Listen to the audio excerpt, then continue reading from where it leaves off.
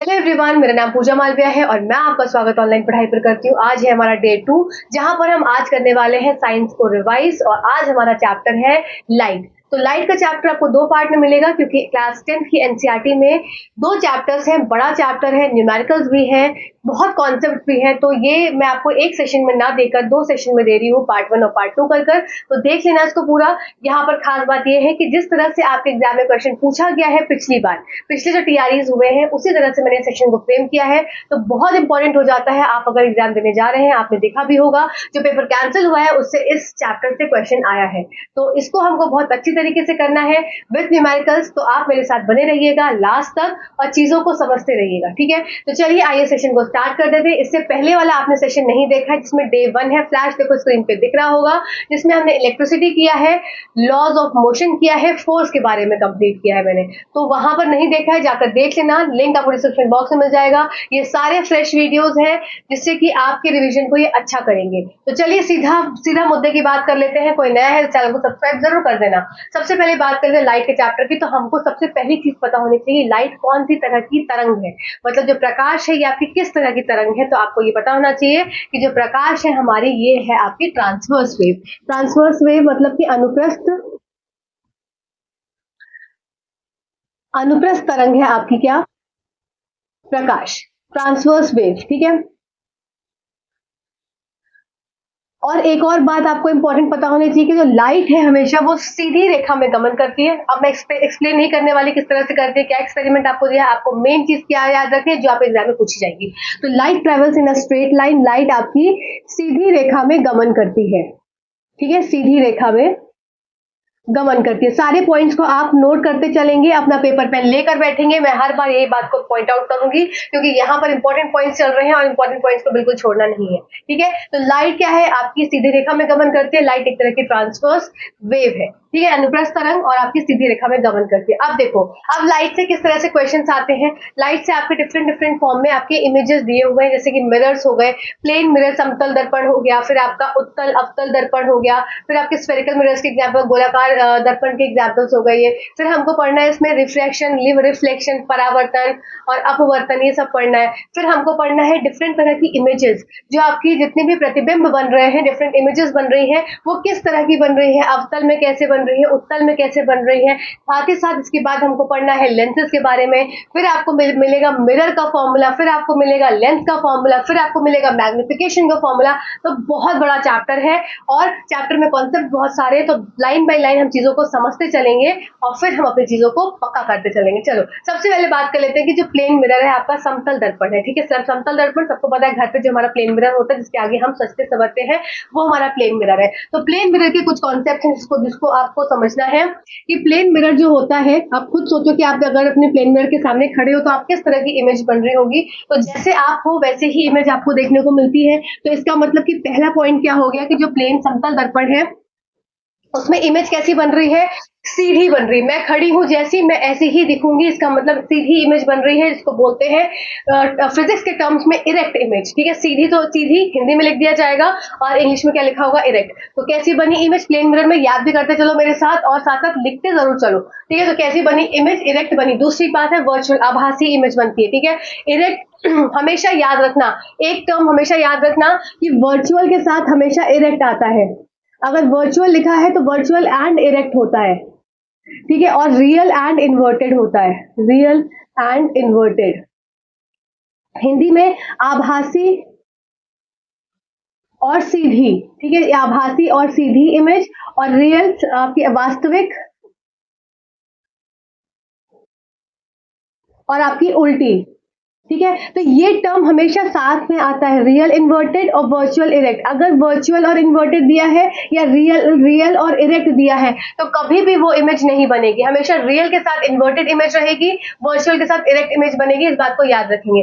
दूसरा important point क्या हो जाता है कि यहाँ पर आपको इमेज कैसे दिखी, सीधी दिखी, फिर आभासी इमेज दिखी। और हमेशा जो जो हम सामने दिख रहे हैं, जो मैंने आपको मिरर के सामने अपने आप को देखा, मैं मिरर के सामने अपने आप को देख रही हूँ, तो क्या मेरी इमेज स्क्रीन पर बन रही है? नहीं। तो मेरी इमेज कभी भी स्क्रीन पर, पर्दे पर नहीं बनेगी। किस केस में?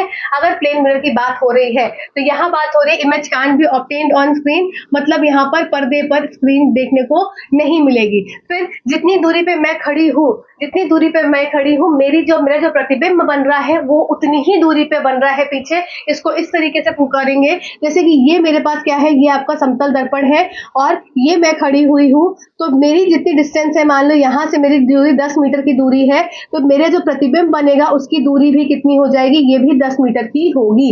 और इससे आपके क्वेश्चंस आते हैं न्यूमेरिकल बेस्ड, मैंने कई बार कराया है। मैं इस सेशन में भी आपको एक आध दो न्यूमेरिकल्स इसके जरूर करा दूंगी प्रतिबिंब वाले। तो किस तरीके से प्लेन मिरर जो आपका समतल दर्पण है, इसमें जैसे दूरी जो हो गई 10 मीटर इधर है तो 10 मीटर इधर है। मान लो 10 मीटर, मैं 2 मीटर आगे आई, किसके? आपके मिरर समतल दर्पण से 2 मीटर आगे आई, तो 2 मीटर आगे आ जाऊंगी तो किस तरह से हो जाऊंगी? 2 मीटर मैंने, जस्ट अ सेकेंड, 2 मीटर में आगे आ गई, तो 2 मीटर की दूरी यहाँ पर कम हो गई। इसका मतलब यहाँ की दूरी कितनी बनी? 8 मीटर। तो अब यहाँ पे प्रतिबिंब भी मेरा 2 मीटर आगे बढ़ जाएगा, तो मेरी यहाँ पर जो प्रतिबिंब बनेगा वो भी 8 मीटर की दूरी पे बनेगा। तो आई होप ये पॉइंट यहाँ पर क्लियर हो गया होगा। इसी तरह से इसमें क्वेश्चन पूछा जाता है। कैसे पूछा जाता है? जैसे डिस्टेंस दे दिया गया कि इसकी दूरी 10 मीटर है, कोई भी एक लड़की खड़ी है, लड़का खड़ा है, उसकी दूरी कितनी है?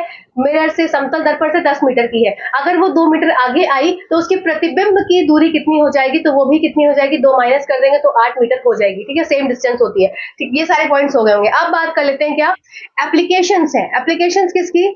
आपके समतल दर्पण की कुछ एप्लीकेशंस हैं जो इंपॉर्टेंट है आपके लिए। जैसे कि सबसे पहली बात होती है कि समतल दर्पण जो है ये मल्टीपल इमेजेस बनाता है। ठीक है, जो समतल दर्पण है मल्टीपल इमेजेस कैसे बना रहा है? जैसे कि ये है मेरे पास समतल दर्पण एक, ये है मेरे पास समतल दर्पण दूसरा, ये इधर से पॉलिश है, ये इधर से पॉलिश है। इसका मतलब अंदर शाइनी सरफेस किधर हो जाएगी? अंदर। यहाँ पर कोई एक ऑब्जेक्ट है। अब ये ऑब्जेक्ट ये आपको कहाँ देखने को मिलता है? आपको नाई की दुकान में, नाई की दुकान, बार्बर शॉप। ठीक है, बार्बर शॉप में ये चीज देखने को मिलती है कि दो पैरेलल मिरर्स के बीच में, तो पैरेलल ऐसे समानांतर दो मिरर्स रखे हैं, उसके बीच में कोई ऑब्जेक्ट है तो उसको मल्टीपल इमेजेस देखने को मिलती है, मतलब कि आपकी एकाधिक छवियां देखने को मिलती हैं। तो ये मान लो कोई ऑब्जेक्ट है, इसमें एकाधिक छवियां, मतलब ये यहाँ पर क्या हो रहा है? इस तरह से रिफ्लेक्शन हो रहा है। तो ये कैसा रिफ्लेक्शन हो रहा है? मल्टीपल रिफ्लेक्शन हो रहा है, मल्टीपल परावर्तन। ठीक है, एकाधिक परावर्तन हो रहा है और इसकी वजह से क्या हो रहा है? अनंत इमेजेस बन रही। तो आपको एक पॉइंट याद रखना है कि कोई भी दो मिरर, कोई भी दो समतल दर्पण है, सुनेंगे मेरा पॉइंट ध्यान से, कोई भी दो समतल दर्पण है जो कि समानांतर स्थिति में है और उसके बीच में कोई ऑब्जेक्ट है, तो उसमें क्या बनेगा? उसमें एकाधिक छवियां बनेंगी। साथ ही साथ उसमें जो आपके इमेजेस कितने बनेंगे? आपके अनंत इमेजेस बनेंगे, जिसको बोलते हैं इंग्लिश में इनफाइनाइट। ठीक है, अनंत इमेजेस बनी, इसमें इनफाइनाइट इमेजेस बनी। और क्यों बनी? क्योंकि इसमें मल्टीपल रिफ्लेक्शन हुआ, इसके कारण इसमें अनंत इमेजेस देखने को मिली। और ये कौन सा केस होता है? जब दो मिरर आपके पैरेलल हो, एक दूसरे से पैरेलल ही हो, मतलब कि समानांतर स्थिति में हो और उसके बीच में कहीं पे कोई ऑब्जेक्ट हो। ठीक है, इंपॉर्टेंट पॉइंट था, नोट कर लिया सबने। चलो अब देख लेते हैं अगला पॉइंट कि अब अगर कोई दो मिरर, जैसे कि मान लो फॉर एग्जांपल मेरे पास एक ये मिरर है और एक ये मिरर है। अब ये दो मिरर मेरा एक कोण पे रखा गया है, एक किसी एंगल पे रखा गया है, मान लो ये 90 डिग्री का कोण है। अब ये यहाँ पर एक मेरे पास कैंडल है, तो ये कैंडल कितनी इमेजेस बनाई, कितने प्रतिबिंब बनेंगे इस कैंडल से, अगर इस स्थिति में मेरे मिरर को रखा गया है। तो इसके लिए यहाँ पर एक फॉर्मूला हो जाता है क्या? आपका नंबर ऑफ इमेजेस निकालने का। इवन अगर सम संख्या है और विषम संख्या है, तो सम संख्या है तो क्या हो जाएगा? वो 360 minus theta minus 1 upon theta, और ऑड नंबर है, विषम है तो 360 अपॉन थीटा। अब कैसे ऑड और इवन समझेंगे? सबसे पहले मान लो मेरे को थीटा डिग्री क्या देकर, मतलब एक एंगल देके रखा है, एक कोण देके रखा है। मान लो मेरे को कोण देके रखा है 45। ठीक है, तो मेरा पहला काम क्या? ये आपका न्यूमेरिकल क्वेश्चन है, एग्जाम में पूछा जाता है, वनडे एग्जाम का फेवरेट क्वेश्चन है। तो सबसे पहला काम क्या हो जाएगा? 360 को मैं थीटा से डिवाइड करूंगी, मतलब 45 से डिवाइड कर रही हूँ। तो 9 5 45 होता है, 9 4 36, 0 5 8 40। तो इसका मतलब मेरे पास 8 नंबर आया। ये 8 नंबर कैसी संख्या है? ये इवन नंबर है। ठीक है, इवन नंबर है, इसका मतलब ये कैसी संख्या है? ये सम संख्या है। अब ये सम संख्या है तो मेरे पास कौन सा फॉर्मूला लग जाएगा? ये इवन वाला।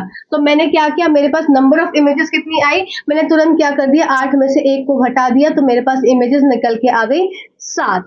ठीक है, आई होप यहाँ पर आपको बात समझ में आई होगी कैसे सम और विषम को मैंने बताया है, किस तरीके से किया है कि अगर 360 सबसे पहला काम क्या रहेगा, जो भी एंगल आपको दिया होगा, जो भी एंगल दिया है उसको 360 से डिवाइड करेंगे, जो आंसर आएगा, अगर सम संख्या आ रही है तो -1 कर देंगे, विषम संख्या आ रही है तो वही आंसर हो जाएगा। सिंपल, इतना लॉजिक आपको समझना है। आई होप ये पॉइंट समझ में आ गया होगा। ठीक है, चलो आगे बढ़ लेते हैं। आगे आपका है एप्लीकेशन में कैलाइडोस्कोप और पेरिस्कोप। तो कैलाइडोस्कोप में आपको एक ही चीज याद रखनी है, 3 मिरर का इस्तेमाल होता है इसमें। तो यहाँ पर 3 मिरर्स का यूज होता है, और इसमें भी क्या होता है, इसमें भी मल्टीपल रिफ्लेक्शन देखने को मिलता है, मतलब कि एकाधिक आपका रिफ्लेक्शन, परावर्तन। ठीक है, मल्टीपल रिफ्लेक्शन, या इसमें बोल सकते हैं एकाधिक छवियां देखने को मिलती है। किसमें? 3 मिरर जब लगे होते हैं, किसमें? कैलाइडोस्कोप के में। अब ये किस तरह से 3 मिरर लगे, इस तरीके से 3 मिरर आपके लगे होते हैं, और यहाँ पर कुछ अगर कांच के टुकड़े डाल दिए जाएं तो यहाँ पर बहुत सारे नंबर ऑफ पैटर्न्स देखने को मिलते हैं, और ये आपके 3 मिरर्स हो गए। ठीक है, तो आपको क्या याद रखना है, कैलाइडोस्कोप में समतल दर्पण लगता है, 3 मिरर का इस्तेमाल होता है, साथ ही साथ उसमें मल्टीपल रिफ्लेक्शन देखने को मिलता है, और तरह तरह की छवियां देखने को मिलती है, जो कि हर बार एक नया पैटर्न बनाती है, कोई पैटर्न रिपीट नहीं होता। ये बहुत इंपॉर्टेंट क्वेश्चन है। ठीक है, चलो अब बात कर लेते हैं क्या, अब हमने बात करी पेरिस्कोप की। तो पेरिस्कोप कुछ इस तरीके से होता है आपका, ये ठीक है, यहाँ पर एक ये यहाँ पर इस तरीके से, और यहाँ पर क्या होता है, इस जगह पे आपके मिरर्स लगे होते हैं। तो यहाँ पर भी कैसा मिरर लग रहा है, ये भी आपका एक प्लेन मिरर है, मतलब समतल दर्पण है। ठीक है, आई होप मैं हिंदी और इंग्लिश दोनों को वर्ड्स को यूज कर रही हूँ साथ में, किसी को कोई प्रॉब्लम होनी नहीं चाहिए। अब इतना तो कॉपरेट कर लेना, लास्ट मोमेंट है, पढ़ लो बस जल्दी सब लोग। तो ये 2 प्लेन मिरर से समतल दर्पण है। ठीक है, 2 प्लेन मिरर समतल दर्पण है। अब ये 2 प्लेन मिरर कितने एंगल पे है, ये आपको याद रखना है। तो ये 2 मिरर्स होते हैं 45 डिग्री के कोण पर। ठीक है, 45 डिग्री के कोण पर ये 2 मिरर होते हैं। तो इसका मतलब कि यहाँ पर भी क्या होता है, रिफ्लेक्शन होता है, परावर्तन होता है। यहाँ से मान लो, यहाँ से कोई एक ऑब्जेक्ट है, तो यहाँ से लाइट रे आई, सीधी गई, यहाँ पर हिट करी, और यहाँ से सीधी गई, यहाँ पर हिट करी, तो रिफ्लेक्शन हुआ। यहाँ सीधी आएगी, और यहाँ पे कोई अगर आदमी खड़ा है, इसकी ये आंखें हैं, तो क्या होगा, इसको दिखेगा। तो यहाँ पर क्या हो गया, 2 मिरर का इस्तेमाल हुआ। कितने मिरर? 2 मिरर का इस्तेमाल हुआ, रिफ्लेक्शन हुआ, और ये ऑब्जेक्ट जो भी वहां था, इस जगह था, इसको देख लिया गया। तो ये जैसे सबमरीन्स में यूज होता है, ठीक है, डिफरेंट समुद्र में यूज होता है, सोल्जर्स यूज करते हैं। तो ये सब चीजें यहाँ पर आपको पता होनी चाहिए। चलो अब बात कर लेते हैं, क्या यहाँ तक हमारा हो गया, पेरिस्कोप हमने कंप्लीट कर लिया, ये हमारा हो गया। चलो उसको जल्दी से रब कर देते हैं। अब बात कर लेते हैं गोलाकार दर्पण की, जिसको बोलते हैं स्फेरिकल मिरर। ठीक है, तो गोलाकार दर्पण में 2 तरीके के आपको पढ़ने हैं, एक आपको अवतल पढ़ना है और एक आपको उत्तल दर्पण पढ़ना है। ठीक, तो स्फेरिकल मिरर्स मतलब गोलाकार दर्पण।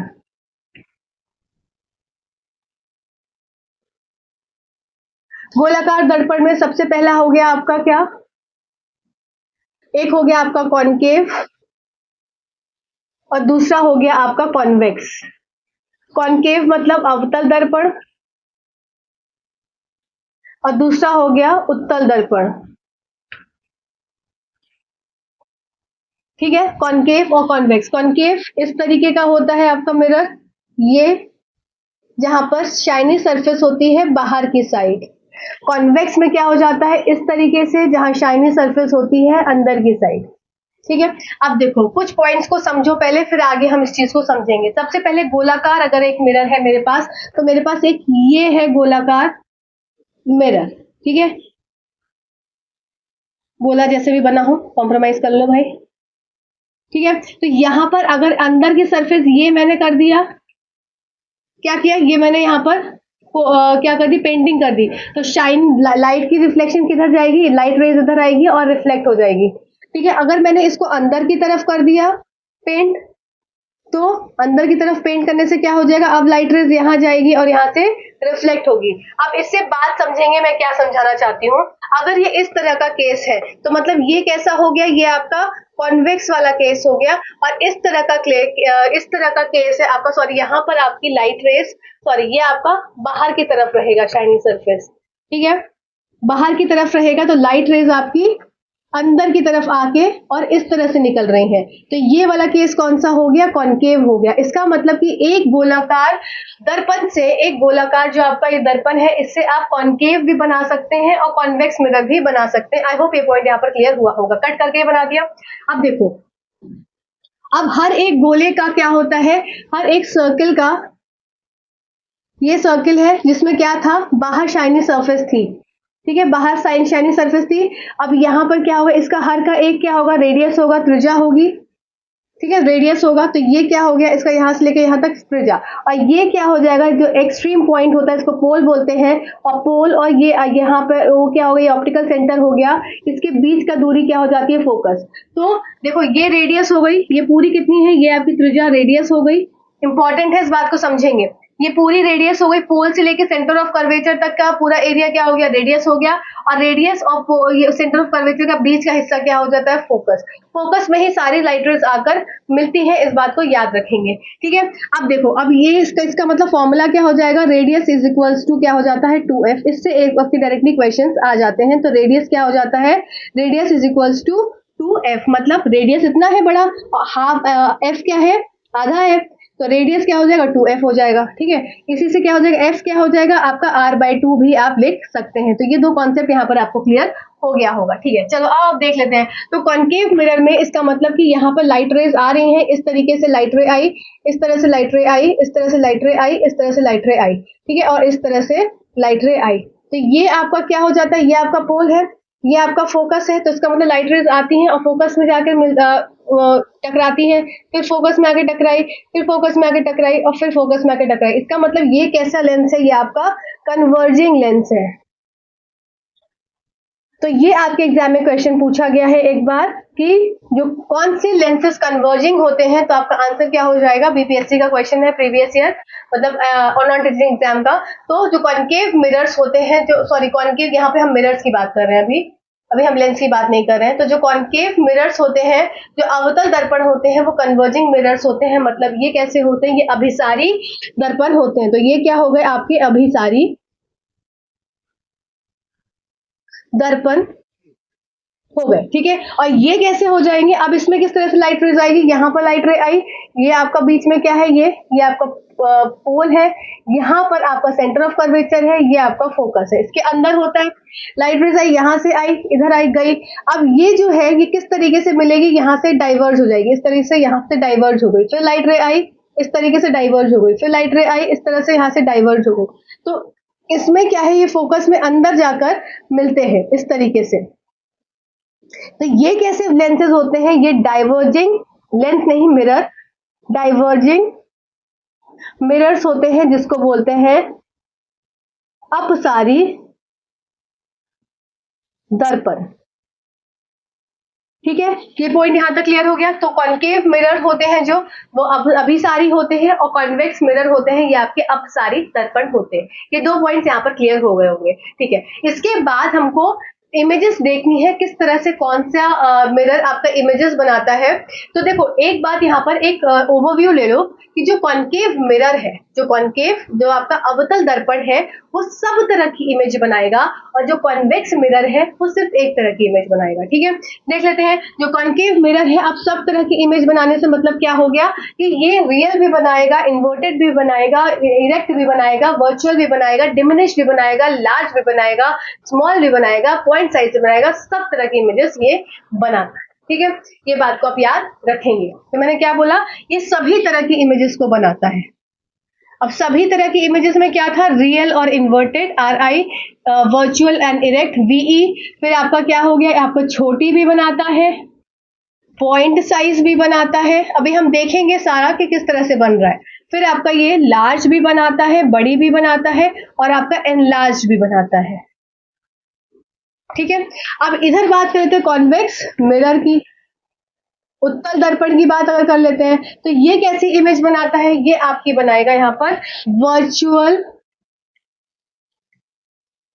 एंड इरेक्ट, ठीक है। तो कैसी इमेज बनी, हाईली डिमिनिश्ड, बहुत ही छोटी, या फिर पॉइंट साइज, ठीक है। तो यहाँ पर अभी एक ओवरव्यू आपने लिया कि कॉन्वेक्स मिरर जो होते हैं वो सिर्फ वर्चुअल और इरेक्ट मतलब आभासी और सीधी इमेज, साथ साथ पॉइंट साइज इमेज बनती है। कॉन्केव मिरर में क्या हो जाएगा, हर तरह की इमेज बनेगी। आप याद कैसे रखो एग्जाम में, एग्जाम में याद करने के फिर भी तो तरीके होते हैं ना। कॉन्केव, केव मतलब गुफा, गुफा के अंदर सब कुछ आ जाता है। जब सब कुछ आ जाता है तो सब तरह की इमेज बनाता है। कॉन्वेक्स भाई थोड़ा लोचा है, लोचा है मतलब कि सब चीज नहीं कर सकता, सिर्फ इरेक्ट सीधी और वर्चुअल इमेज बनाएगा, ऐसा पॉइंट साइज इमेज बनाएगा। एक और पॉइंट यहाँ पर याद रखेंगे कि जो कॉन्वेक्स कॉन्केव मिरर होते हैं वो सेम होते हैं आपके, यहाँ पर मैं मिरर की बात कर रही हूँ, वो सेम होते हैं किसके, कॉन्वेक्स लेंसेज की तरह। तो जो हम प्रॉपर्टीज पढ़ रहे हैं कॉन्केव मिरर की, वही प्रॉपर्टी आपकी उत्तल लेंस की हो जाएगी। ठीक है, यहाँ पर आपकी जो कॉन्वेक्स मिरर है तो ये किसकी तरह शो करेगा, प्रॉपर्टी कॉन्केव लेंसेज की तरह। ठीक है, अभी हम देखेंगे लेंसेज भी आगे चलकर, पर अभी मिरर के बारे में बातों को समझ रहे हैं। चलिए अब हम क्या करेंगे, अब यहाँ पर थोड़ी सी चीजों को मैं आपको स्क्रीन पर बताने वाली हूँ, जैसे इमेजेस बन रही हैं, किस तरह से इमेजेस बन रही है, जिससे कि हमारा टाइम भी सेव होगा और जल्दी आपको वो चीजें समझ में भी आ जाएंगी। ठीक है, तो थोड़ा सा पोर्शन हम स्क्रीन पे करते हैं, उसके बाद वापस पे आते हैं बोर्ड पर। ठीक है, तो चलो स्क्रीन पे जल्दी से चलते हैं, फिर बोर्ड पर। चलिए तो अब देख लेते हैं किस तरह से ये यहाँ पर हम सबसे पहले बात करेंगे कॉनकेव लेंस की। कॉनकेव मिरर, सॉरी लेंस मुंह से निकल जाता है। कॉनकेव मिरर की मतलब ये आपका हो गया अवतल दर्पण। ठीक है, अवतल दर्पण की हम यहाँ बातें करने जा रहे हैं। चलो तो सबसे पहली बात कर लेते हैं, ये अवतल दर्पण कैसा हो गया, इस तरीके से जहाँ पे शाइनी सरफेस जो होती है, जहाँ पर पेंट होता है वो आउटसाइड होता है, शाइनी सरफेस आपकी कॉनकेव अंदर गुफा के अंदर होती है। तो देखो जब लाइट इन्फिनिटी से आ रही है या आपका ऑब्जेक्ट क्या है इन्फिनिटी पे है, मतलब कि बहुत दूर है। इन्फिनिटी से मतलब होता है कि ऑब्जेक्ट बहुत ही दूर पर है, तो इमेज हमेशा जो प्रतिबिंब होता है वो हमेशा फोकस पे बनता है। तो ये तो पहला केस हो गया। दूसरा केस क्या हो गया, अगर आपका जो ऑब्जेक्ट है वो किस किस पे है, फोकस पे है, तो जो प्रतिबिंब होगा वो हमेशा इन्फिनिटी पे बनेगा, मतलब बहुत ही दूर बनेगा, पता नहीं कहाँ बन रही इमेज। और हमेशा ऐसे केस में क्या हो जा रहा है, आपका रियल इन्वर्टेड और डिमिनिश्ड इमेज देखने को मिल रही है। ठीक, अब देख लो, अब क्या बात आ रही है, बियॉन्ड सी। अगर सी से पीछे मतलब सेंटर ऑफ कर्वेचर है आपका, जो उससे पीछे है अगर आपका ऑब्जेक्ट, तो हमेशा इमेज कहाँ बनेगी, जो प्रतिबिंब बनेगा एफ और सी के बीच में बनेगा। याद करवा दूंगी मैं, इतना बिलीव करना, बस एक बार सुन लो अभी क्या मैं बोल रही हूँ। ठीक है, रियल इन्वर्टेड एंड डिमिनिश्ड। ठीक, चलो अब देख लो क्या है, अगर एट सी है, कोई भी ऑब्जेक्ट आपका सी पे रखा है, तो उसकी इमेज प्रतिबिंब बनेगा वो भी सी बनेगा। रियल इन्वर्टेड इस केस में भी बनेगी। ठीक है, रियल इन्वर्टेड सेम साइज। चलो आगे देख लेते हैं, आगे क्या है आपका, अब बिटवीन एफ एंड सी अगर बन रहा है, देखो अभी क्या था, इससे पहला वाला देखो पहले क्या था, अभी क्या था, बियॉन्ड सी था। कैसे था, बियॉन्ड सी मतलब सी से पहले क्या था, ऑब्जेक्ट था आपका, तो आपका प्रतिबिंब कहाँ था, एफ और सी के बीच में था। अब क्या हो रहा है, अब क्या केस आया आपका यहाँ पर सामने कि ऑब्जेक्ट है अब एफ एंड सी के बीच में, तो इमेज कहाँ, प्रतिबिंब कहाँ बन जाएगा, एट सी। ठीक है, तो जस्ट इसका ऑपोजिट हो गया, एफ ओ सी था, सी था तो एफ ओ सी में अब उसका इमेज बन रही थी, एफ ओ सी में ऑब्जेक्ट है तो इमेज कहाँ बन रही है, सी पर बन रही है। ठीक, चलो देखो क्या है यहाँ पर आपका फोर्थ केस जो हुआ, फोर्थ केस है आपका एफ और सी में अगर पोजीशन है किसकी, ऑब्जेक्ट की, तो बियॉन्ड सी बन रही है इमेज, रियल इन्वर्टेड और एनलार्ज इमेज होनी अब स्टार्ट हो गई। एट एफ है तो इन्फिनिटी पे बनेगी इमेज, और इन्फिनिटी पे इमेज कैसी बनती है, हाईली एनलार्ज। इन्फिनिटी बहुत दूर पर इमेज बन रही है कैसी, एनलार्ज। बियॉन्ड सी बन रही है तो कैसी बन रही है, एनलार्ज। तो इससे ये समझ में आया, क्या मतलब समझ में आया कि जैसे जैसे देखो, पहला वाला केस देखो, पहला केस हमने क्या देखा था, पहला केस हमने इन्फिनिटी का देखा देखा था, छोड़ दो। सेकंड केस से देखना स्टार्ट करो। सेकंड केस से क्या देखेंगे कि यहाँ पर ऑब्जेक्ट है, इस पोजीशन पे ऑब्जेक्ट है, फिर पोजीशन मेरा पहले सी से पीछे है, फिर सी पे आया, फिर एफ और सी के बीच में आया, फिर एफ पे आया, फिर एफ और पी के बीच में आया। इस तरह से ऑब्जेक्ट की शिफ्टिंग हो रही है। तो जैसे जैसे ऑब्जेक्ट पास आ रहा है, जैसे जैसे मैंने क्या बोला, आपका ऑब्जेक्ट जो है वो पास आ रहा है आपके शीशे के, मिरर के, वैसे वैसे इमेज जो बन रही है, जो प्रतिबिंब बन रहा है वो दूर होता जा रहा है। ठीक है, जैसे ये यहाँ पर आपको यहाँ पर दिख रहा है बियॉन्ड सी, सी से पीछे है। ठीक है, सी से पीछे है। अब जैसे ही क्या हो गया, सी पे आया, सी अभी सी से पीछे था पहले, अब ये क्या है, सी पे आ गया। तो सी पे आ गया तो आप देख सकते हैं ये कैसा है, ये आपका ऑब्जेक्ट जो इमेज बना, ये कैसा हो गया, ये और इधर से इधर शिफ्ट हो गया। तो इसका मतलब जैसे जैसे आप ऑब्जेक्ट को यहाँ लेकर जाएंगे, जो इमेज की पोजीशन है वो पीछे शिफ्ट होती चली जाएगी। ठीक है, तो अब यहाँ देखो, अब यहाँ पर क्या है आपका बिटवीन एफ एंड सी है, बिटवीन एफ एंड सी है क्या ऑब्जेक्ट, तो ये और पीछे चली गई। ठीक है, अब क्या हो गया, एट एफ है, अगर एफ है तो ये ऑब्जेक्ट क्या हो, आपका जो इमेज बनी वो इन्फिनिटी पे चली गई, एकदम पता ही नहीं चली कहाँ चली। अब जब हो जाएगा एक ही सिंपल, एक इसमें अलग सा केस होता है जो एक अलग सा अपवाद वाला, अपवाद नहीं, एक अलग से डिफरेंट केस है। जब ऑब्जेक्ट एफ और पी के बीच में है, फोकस और पोल के बीच में है, तो हमेशा अब इस केस में इन्वर्टेड उल्टी इमेज नहीं बनेगी, उल्टी और वास्तविक इमेज ना बनकर कैसी बनेगी, यहाँ पर बन रही है आभासी, और साथ ही साथ कैसी आपकी इरेक्ट सीधी, और कैसी यहाँ पर एनलार्ज मतलब बड़ी इमेज देखने को मिल रही है। तो ये केस एक ही होता है, इसको याद कर लो, इंपॉर्टेंट है केस ये कि between F and P, F P या पी एफ के बीच में जब आपका ऑब्जेक्ट रहेगा तो इमेज कहाँ बनेगी, बिहाइंड द मिरर बनेगी, मिरर के पीछे बनेगी, और वर्चुअल इलाज इरेक्ट इमेज रहेगी, आभासी सीधी बड़ी इमेज रहेगी। ठीक है, इतना आपको सबको क्लियर हो गया होगा। अब एक बात और समझेंगे, क्या समझने की बात है, अभी जो कि हमको साइन कन्वेंशन आगे यूज होगा, मैं आपको एक वापस से आपको बोर्ड पे एक्सप्लेन करूंगी क्या है साइन कन्वेंशन, देख लेते हैं।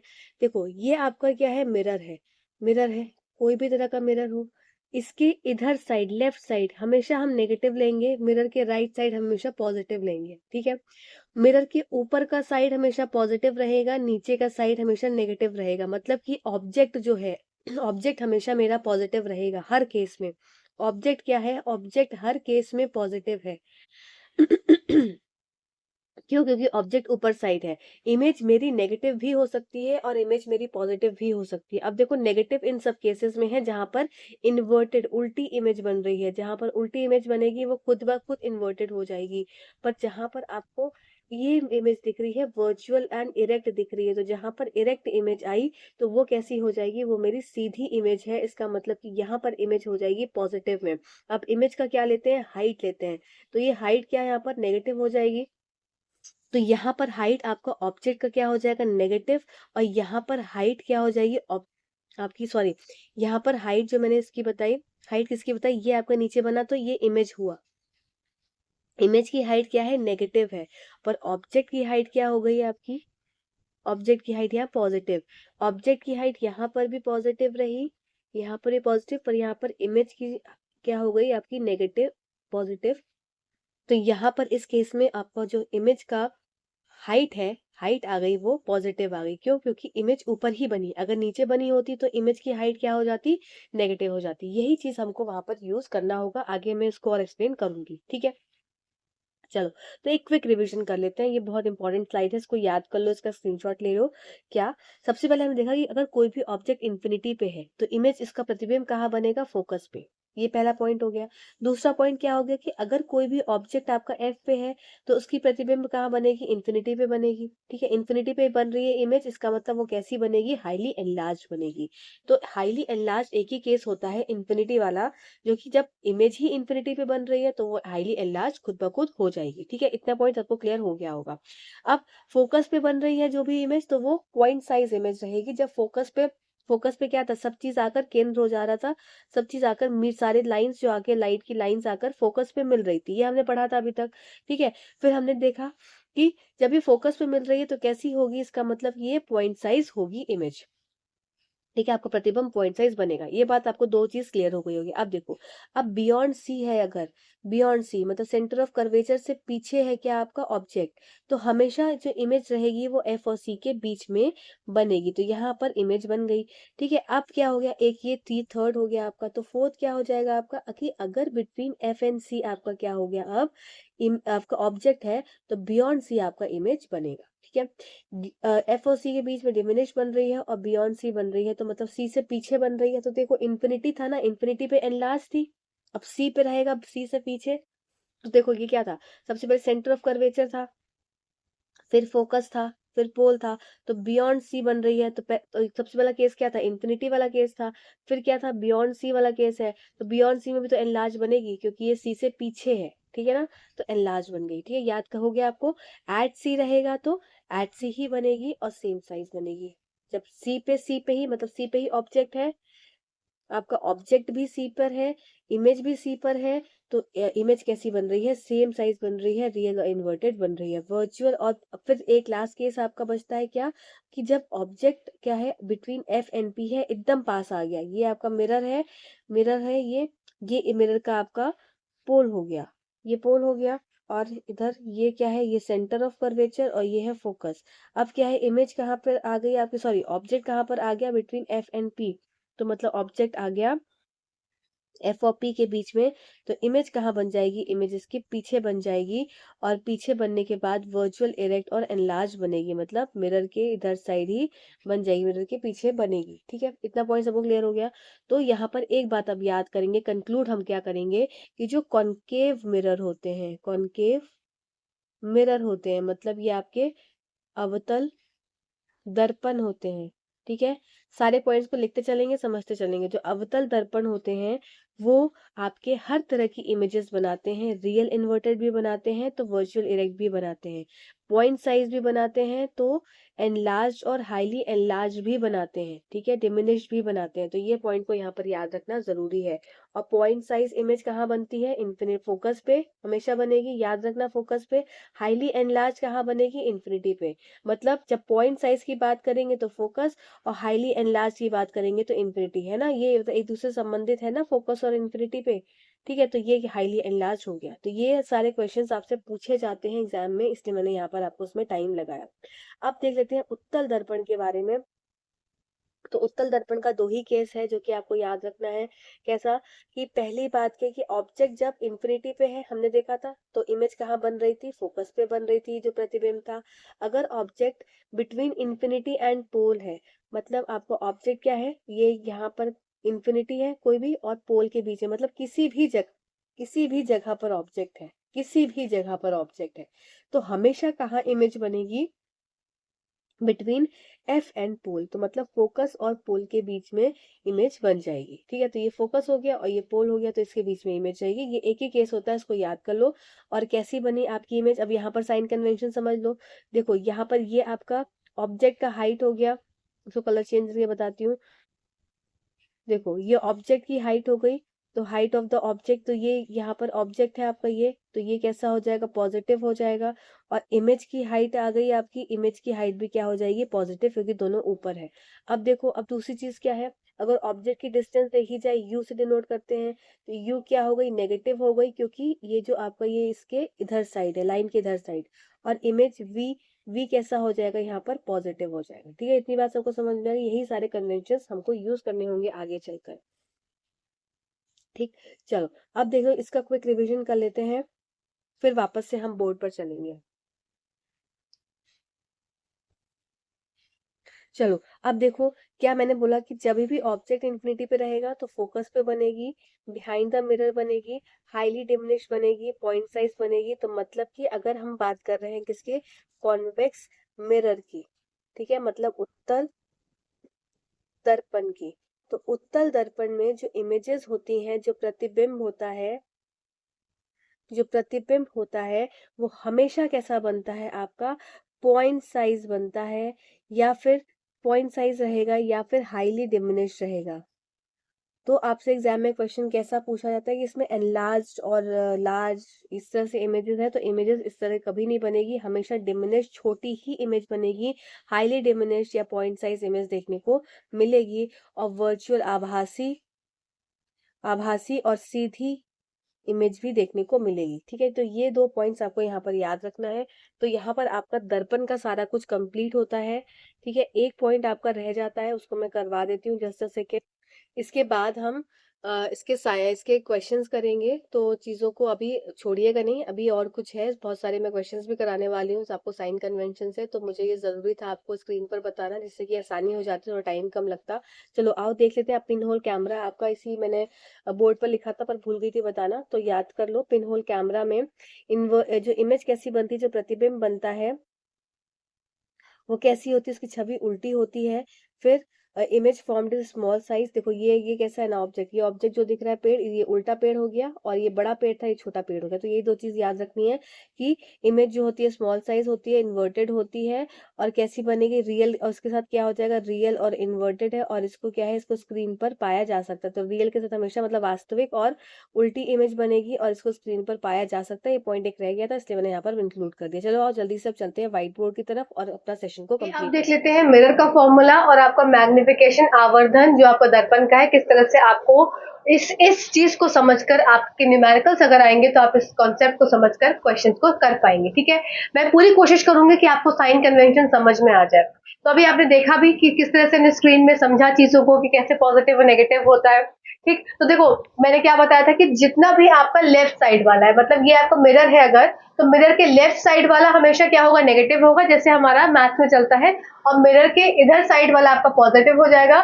इस लाइन से, बेस लाइन से ऊपर वाला पॉजिटिव, नीचे वाला नेगेटिव। इसका मतलब हाइट जो नीचे की साइड रहेगी वो नेगेटिव आएगी, ऊपर की साइड रहेगी तो वो पॉजिटिव आएगी। लेफ्ट वाला हमेशा क्या रहेगा, नेगेटिव रहेगा। राइट वाला हमेशा क्या रहेगा, पॉजिटिव रहेगा।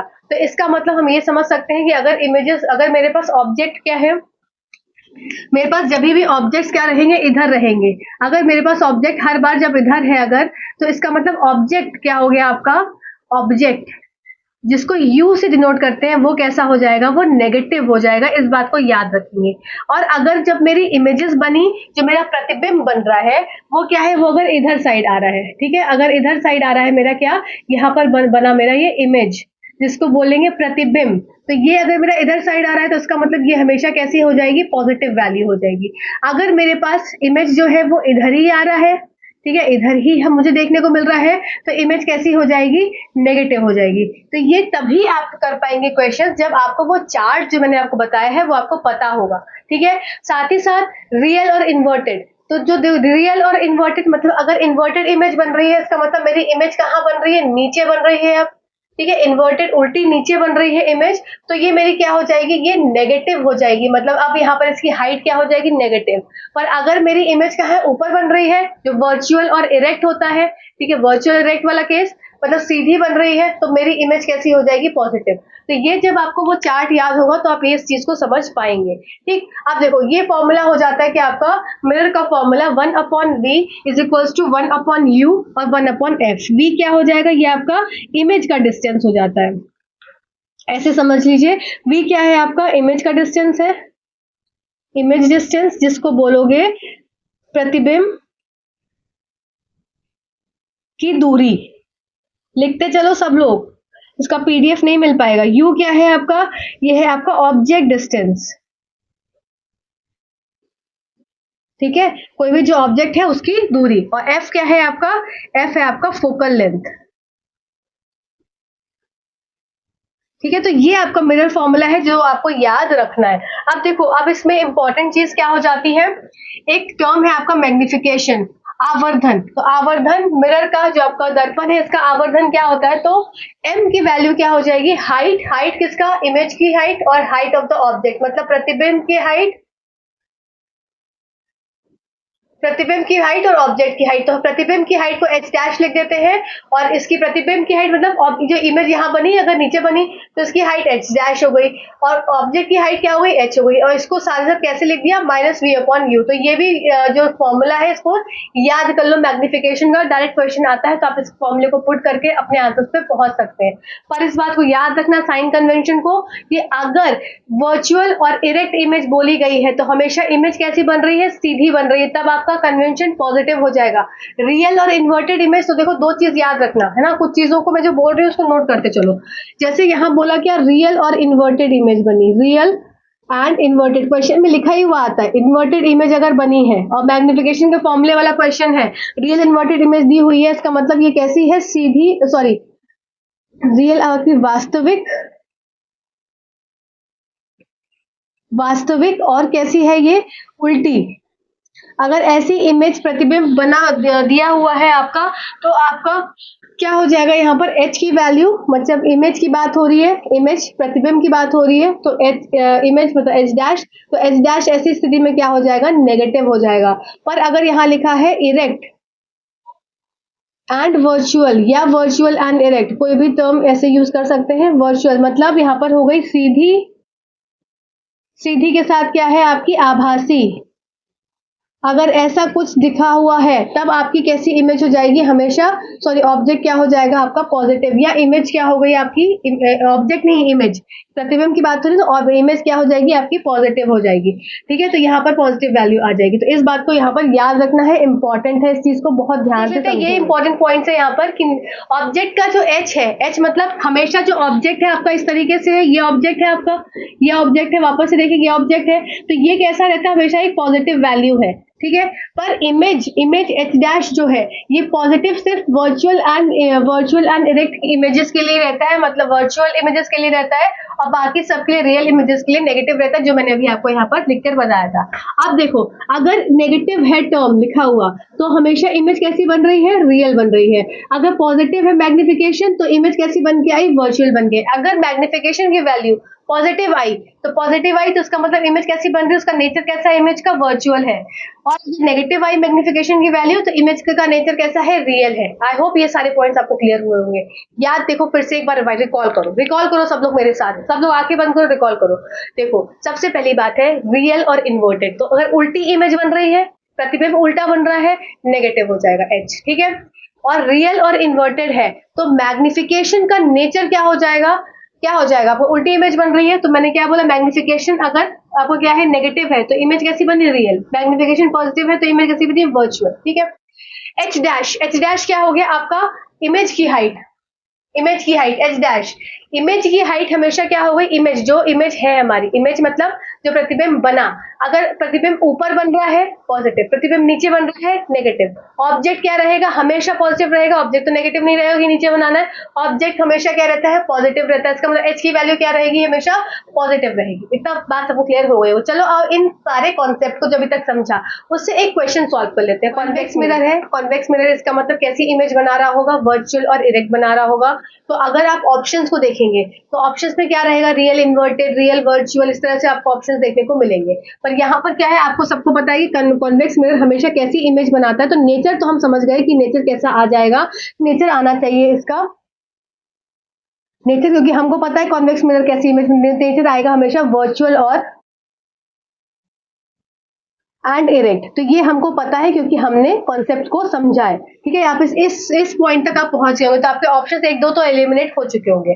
अब देखो अब क्या करना है, अब आपको बताना है क्या, साथ साथ पोजीशन और साइज ऑफ द इमेज। तो एक चीज और देख लो इधर कि मैग्निफिकेशन की वैल्यू अगर वन से क्या हो जाएगी, छोटी रहेगी, तो क्या रहता है, अब ऑब्जेक्ट जो रहेगा वो स्मॉल साइज रहता है। तो वन से देखते हैं, तो वन से छोटी रहेगी तो ऑब्जेक्ट कैसा रहता है, स्मॉल साइज रहता है, और वन से बड़ी आ जाती है एम की वैल्यू, तो स्मॉल जो ऑब्जेक्ट रहता है वो आपका, सॉरी जो इमेज रहती है वो कैसी होती है, वो आपकी बड़ी बनती है। ठीक है, ये भी कॉन्सेप्ट देख लो एक बार। अब देखो इसमें क्या है कि रेडियस ऑफ कर्वेचर दे के रखा है। तो रेडियस ऑफ कर्वेचर क्या है, ये हमारा सॉल्यूशन हो गया है आपका सॉल्यूशन। तो रेडियस ऑफ कर्वेचर दे के रखा है 3m, ये हमको गिवन है।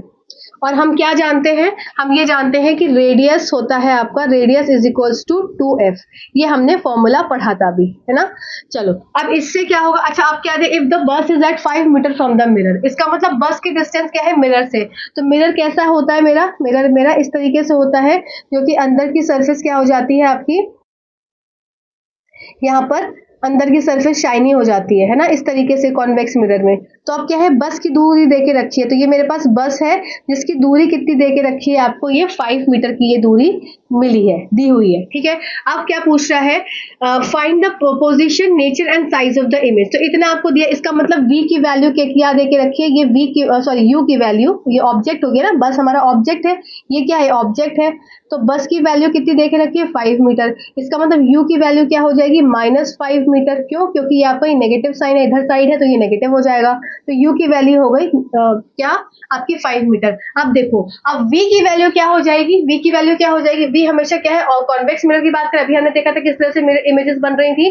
तो यहाँ पर जो प्रतिबिंब बनेगा वो उसका वो इधर साइड कुछ प्रतिबिंब बनेगा। इधर साइड हमारा प्रतिबिंब देखने को मिलेगा। तो इसका मतलब कि यहाँ पर V की वैल्यू क्या हो जाएगी, पॉजिटिव होगी। अब आप वापस से ऑप्शंस को चेक करेंगे कि पॉजिटिव वैल्यू किसमें है, तो आपका आंसर बिना आपको निकाले भी आप इसके आंसर तक पहुंच सकते हैं। ठीक है, तो पॉजिटिव रहेगा, इसका मतलब V हमारा कैसा आना चाहिए, पॉजिटिव आना चाहिए। ठीक, यहाँ तक आपको चीजें समझ में आई होंगी। आइए अब इसको देख लेते हैं सॉल्यूशन करके। तो सॉल्यूशन में क्या है, फॉर्मूला ये लगाना है। क्या फॉर्मूला, 1/v + 1/u = 1/f। तो हमको क्या क्या देके रखा है, हमको f, इधर से हम f की वैल्यू निकालेंगे। तो f क्या हो जाएगा आपका, 3 मीटर ये है और 2f, तो इसका मतलब f की वैल्यू क्या आ गई, 1.5 मीटर। ये f की वैल्यू हमारी आ गई, जो कि हमें रिलेशन ये पता था इससे।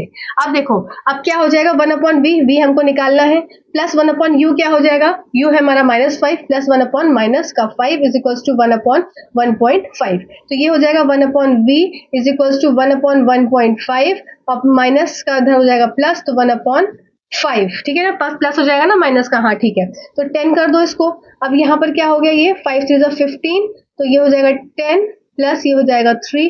तो 1/v की वैल्यू क्या आ रही है आपकी, यहाँ पर आएगी 1/v हो जाएगा आपका = 13/15। अब v की वैल्यू क्या आ जाएगी, 15/13। तो इसको सॉल्व करेंगे तो 1.1 मीटर लगभग आ जाएगा। तो v की वैल्यू क्या आ गई, 1.1 मीटर्स आ गई। ठीक है, अब देखो v आ गया हमारा, हमने और क्या निकाला, हमें नेचर समझ में आ गया कि वर्चुअल एंड इरेक्ट, और v हमारा यहाँ पर आ गया क्या आपका 1.1 मीटर। ठीक है, अब देखो 1.1 मीटर, अब इसमें मैग्निफिकेशन का फॉर्मूला लगाएंगे, तब हम जाकर साइज ऑफ द इमेज को निकालेंगे। तो मैग्निफिकेशन का क्या फॉर्मूला है, ये वाला। तो मैग्निफिकेशन हो जाएगा, मैग्निफिकेशन h' = -v/u। ठीक है, तो m की वैल्यू क्या हो जाएगी, m हो जाएगा आपका -v, v क्या है आपका 1.1 माइनस में, और u की वैल्यू क्या है माइनस में 5, माइनस माइनस कैंसिल हो गया, तो ये आ जाएगा 0.28 समथिंग आपका ये आ जाएगा। ठीक है, 0.8 समथिंग। अब ये देखो ये कितनी है, 1 से कम है। अगर ये 1 से कम है, इसका मतलब यहाँ पर इमेज कैसी बन रही है, छोटी बन रही है।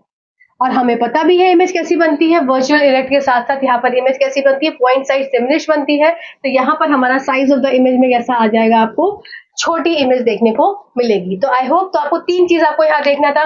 पहला नेचर हमारा आ गया वर्चुअल एंड इरेक्ट, आभासी और सीधी, ये पहली चीज हो गई। दूसरी चीज हमारी वी हो गई, और तीसरा चीज हो गई हमारी छोटी इमेज देखने को मिलेगी। तो आई होप ये क्वेश्चन आपको यहाँ पर क्लियर हो गया होगा। आइए इसी तरह से एक कॉन्केव मिरर का भी मैं आपको कॉन्सेप्ट समझा देती हूँ, जिससे कि कॉन्केव मिरर से क्वेश्चन आएगा तो आपका कॉन्वेक्स क्लियर हो गया, इस तरह से कॉन्केव भी आपका क्लियर। नेक्स्ट क्वेश्चन देख लेते हैं कॉन्केव मिरर का, आपका अवतल दर्पण का। ठीक है, चलो देख लो क्या क्वेश्चन है। सबसे क्वेश्चन पढ़ लेते हैं। Object 4 centimetre in size. देखो क्वेश्चन इंग्लिश में है, क्योंकि मेरे पास एनसीईआरटी की बुक जो है इंग्लिश में है। मैं इसको हिंदी में ट्रांसलेट कर दे रही हूँ, प्लीज इतना कॉपरेट कर लेना। हाँ, मैं सब चीजें हिंदी में वैसे बता ही रही हूँ आप लोग को, मेरे पास एनसीईआरटी की बुक ही इंग्लिश में है। Object 4 centimetre in size is placed at 25 centimetre in front of concave mirror. मतलब एक ऑब्जेक्ट है जो कि कॉन्केव मिरर मतलब अवतल दर्पण से 4 मीटर की दूरी पर रखा गया है। देखो बना लो क्या क्या चीजें बोली गई हैं। ये अवतल दर्पण हो गया आपका, इसमें बाहर कैसी है, शाइनी सरफेस है। ठीक है, ये हो गया अवतल दर्पण। इसमें ऑब्जेक्ट 4 सेंटीमीटर इन साइज, और ऑब्जेक्ट क्या है आपका, ऑब्जेक्ट का साइज क्या है, ये ऑब्जेक्ट का साइज देके रखा है 4 सेंटीमीटर। ठीक है, इसका मतलब हाइट ऑफ द ऑब्जेक्ट, अगर मैं यहाँ बोलूँ कि h की वैल्यू हमको देके रखी है, h' था ना हमारा इमेज का, तो h की वैल्यू देके रखी है आपको 4 सेंटीमीटर। जो जो बोला गया वो लिखते जाएंगे तो आपका आंसर तक वैसे ही पहुंच जाएंगे। Is place in front of concave mirror के सामने रख दिया गया। और फोकल लेंथ, और यहाँ पर फोकल लेंथ देके रखा है कितना, 15 सेंटीमीटर। अच्छा, एक पॉइंट मिस हो गया आपसे बताना, कि आप ये पॉइंट भी नोट करेंगे, जो कॉन्वेक्स लेंस होता है उसका फोकल लेंथ हमेशा पॉजिटिव होता है। जो कॉन्केव लेंथ होता है, कॉन्केव मिरर होता है, देखो अगर मैं मुंह से लेंस निकल जा रहा है तो थोड़ा सा वो कर लेना कि हमेशा वो रहता है ना कॉन्वेक्स लेंस, कॉन्केव लेंस, इस मिरर की बात कर रहे हैं अभी हम। तो जो कॉन्वेक्स मिरर था आपका उत्तल दर्पण, वो उसकी हमेशा फोकल लेंथ हमेशा कैसी रहेगी, पॉजिटिव रहेगी। यहाँ पे बात हो रही है कॉन्केव अवतल दर्पण की, तो कॉन्केव मिरर की आपकी जो फोकल लेंथ है वो हमेशा क्या हो जाएगी, आपकी नेगेटिव हो जाएगी। इस बात को याद रखेंगे, इस पॉइंट को नोट कर लीजिए। ठीक है, फिर बात कर लेते हैं at what distance the mirror should a screen at what distance from the mirror should a screen be placed in order to obtain a sharp image? Find the nature and size of the image. देखो ये object है, ठीक है, ये object का क्या देके रखा है, ऑब्जेक्ट का साइज देके रखा है और 25 centimetre in front of the plane mirror, और इसके इसके दूरी क्या देके रखी है, 25 सेंटीमीटर। इसका मतलब u की वैल्यू क्या दे रखी है, 25 सेंटीमीटर। अब खुद सोचो ये नेगेटिव होगा कि पॉजिटिव होगा, तो इसके इधर तरफ है तो ये कैसी वैल्यूज रहती है, नेगेटिव। तो इसका मतलब यहाँ पर 25 सेंटीमीटर माइनस 25 सेंटीमीटर हो गया। ठीक है, फोकल लेंथ देके रखा है 15। तो एक है ऑब्जेक्ट जो कि 4 सेंटीमीटर का हाइट का है, 25 centimetre in front of the concave mirror रखा गया है, अवतल दर्पण रखा गया है। ठीक, अब क्या है, at what distance the mirror should be at what distance from the mirror, इस मिरर से किस डिस्टेंस पर स्क्रीन रखी जाए, ठीक है, जिससे कि ऑब्टेन कैसे जाए, एक तीखी आपको इमेज देखने को, शार्प इमेज, साफ इमेज देखने को मिले। ठीक है, ये इसका मतलब यहाँ से हमको v की वैल्यू पूछी है, इन शॉर्ट v की वैल्यू पूछी है, और v क्या हो जाएगी आपकी, v की वैल्यू यहाँ पर देखते हैं कैसी आती है, जैसी आएगी उस तरह से हमारी इमेज बनेगी। तो आओ, तो जो ये सब चीजें दी हुई है इसी को हमको यूज करना है और v की वैल्यू निकाला है। तो पहले फॉर्मूला क्या हो जाएगा, 1/v plus 1/u is equals to 1/f, ये हमने फॉर्मूला अभी याद करा था। ठीक है, तो क्या हो जाएगा, 1/v हमको निकालना है, 1/v हमने निकालना है, प्लस 1/v क्या हो जाएगा, यहाँ पर हो जाएगा आपका माइनस हो जाएगा, ये minus 1/25 is equal to f क्या हो जाएगा, 1/15 माइनस का। तो 1/v की वैल्यू क्या हो जाएगी आपकी, हो जाएगी माइनस 1/15 और ये हो जाएगी प्लस 1/25। तो 15 और 25 का एलसीएम क्या हो जाएगा, 5 3 15, 5 5 25, 25 5 3 15, 25 इंटू 3 75। ठीक है, ये 75 हो गया। तो इसको सॉल्व करोगे, इसको आप सॉल्व करोगे तो v की वैल्यू आ जाएगी आपकी माइनस में कितनी आ जाएगी, 37.5 मीटर्स। अब v माइनस में 37.5 मीटर आ रहा है, इसका मतलब यहाँ पर एक बात को समझेंगे कि v हमारा माइनस में आ रहा है, इसका मतलब इमेज जो है हमारी इधर ही बन रही है। ठीक है, तो यहाँ पर आप ये समझ सकते हैं कि कैसी इमेज बनी आपकी, रियल बनी। और कैसी बनी, रियल के साथ क्या क्या हो जाता है, रियल एंड इन्वर्टेड बनी। क्यों ये समझ में आया हमको, क्योंकि आपका जो आंसर आया ये माइनस में, v की वैल्यू आई माइनस में। ठीक है, अब देख लो, अब h दे के रखा है तो h हमारा क्या हो जाता है, मैग्निफिकेशन हो जाएगा आपका h upon h dash upon में h इज इक्वल्स टू, अब ये आपका आपको क्या है, कॉनकेव मिरर का केस हो रहा है, तो माइनस v अपॉन में u। ठीक है, ये फॉर्मूला हमने देखा था, किसका, मिरर का केस था।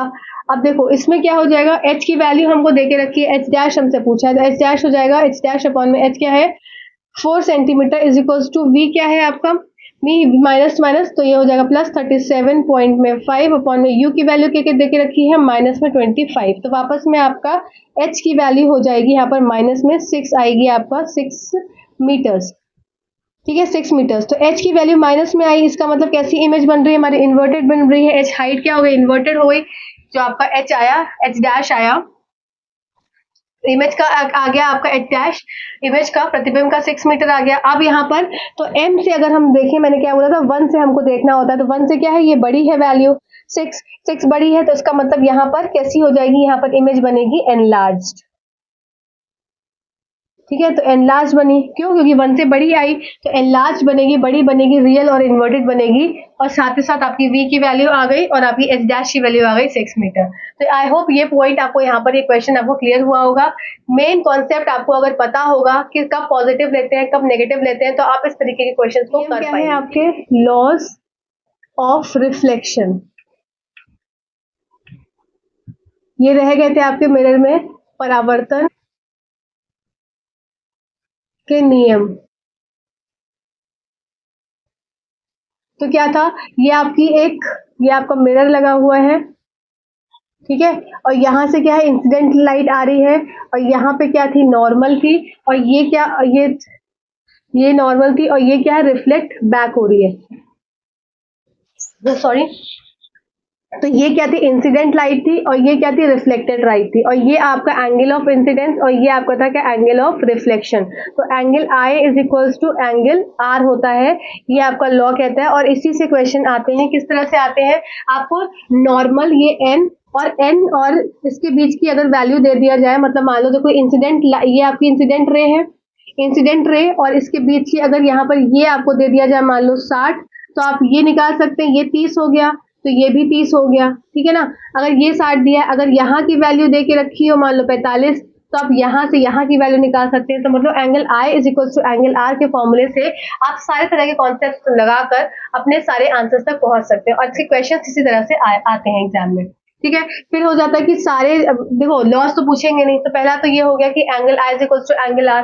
दूसरा क्या होता है कि एंगल इंसिडेंस रे, रिफ्लेक्टेड रे और normal all lie in the same plane, सब एक ही प्लेन में रहते हैं, मतलब एक ही साथ रहते हैं, ऊपर की साइड भी रहते हैं। बस ये दो चीज इसमें आपको पता होनी चाहिए, ठीक है। अब बात कर लेते हैं कि आपका रिफ्रैक्शन रह गया। रिफ्रैक्शन हम स्क्रीन पर करेंगे, ठीक है। रिफ्रैक्शन के बाद लेंसेज भी हम स्क्रीन पर करेंगे। ये कुछ चीजों को ना आपको स्क्रीन पर करना जरूरी रहेगा, तो लेंसेज भी हम स्क्रीन पर करेंगे। प्लस इसके बाद जो देखो जो सारी चीजें हमने मिरर में देखी थी उसका जस्ट अपोजिट हो जाएगा आपका लेंसेज में, वो जब मैं आपको कराऊंगी तो वहां पर मैं आपको फॉर्मुलेस का भी साइन कन्वेंशन बता दूंगी, जैसे यहाँ पर हमने किया।